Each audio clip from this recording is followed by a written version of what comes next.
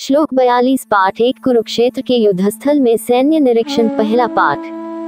संकरो नरकायव कुलग्नाना कुलस्य च पतंति पितरो येषा लुप्त पिंडद क्रिया।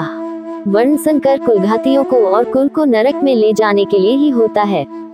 लुप्त हुई पिंड और जल की क्रिया वाले अर्थात श्राद्ध और तर्पण से वंचित इनके पितर लोग भी अधोगति को प्राप्त होते हैं। 42 व्याख्या। इस श्लोक में अर्जुन अपनी चिंता और शोक को प्रकट कर रहे हैं कि युद्ध में भाग लेने से कुल की मान्यता और धर्म नष्ट हो जाएंगे। उन्होंने ये कहा है कि जो दोष और पाप कुल के नाश का कारण बन सकते हैं, वे वर्णाश्रम के नियमों के उल्लंघन के परिणाम स्वरूप उत्पन्न होते हैं। इन दोषों से जाति और कुल के धर्म जो शाश्वत हैं, वे समाप्त हो जाएंगे। अर्जुन इस श्लोक के माध्यम से यह समझाते हैं कि यदि कुल धर्म और जाति धर्म की रक्षा नहीं की जाती है, तो उन पापों के कारण जो कुल की स्थिति को खतरे में डाल सकते हैं, धर्म और कुल की पहचान का नाश हो जाएगा। उन्होंने अपने मन में ये चिंता व्यक्त की है कि युद्ध के परिणाम स्वरूप कुल और जाति के धर्मों का निराधार हो जाना न केवल समाज की व्यवस्था को खतरे में डालेगा, बल्कि संपूर्ण धर्म का विनाश भी करेगा।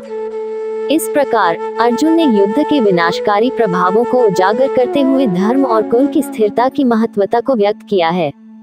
श्लोक 43 पाठ 1 कुरुक्षेत्र के युद्धस्थल में सैन्य निरीक्षण पहला पाठ। दोषरतः कुलज्ञाना वर्ण संकरकारकैः उत्साद्यन्ते जाति धर्मा कुल धर्माश्च शाश्वताः। इन वर्ण संकर कारक दोषों से कुलघातियों के सनातन कुल धर्म और जाति धर्म नष्ट हो जाते हैं।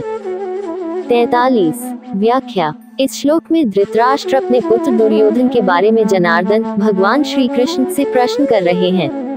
वे कह रहे हैं कि परिवार और समाज की धार्मिक मर्यादा जो उच्छृंखल हो चुकी है, ऐसे लोग जो धर्म का पालन नहीं करते, वे निश्चित रूप से नरक में निवास करते हैं।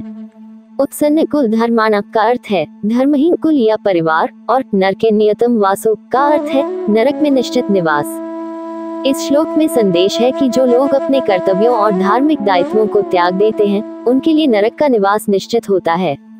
ये श्लोक समाज और परिवार की धार्मिकता और उसके प्रभाव को स्पष्ट करता है, और यह भी बताता है कि धार्मिक मूल्यों का पतन धन की ओर ले जाता है।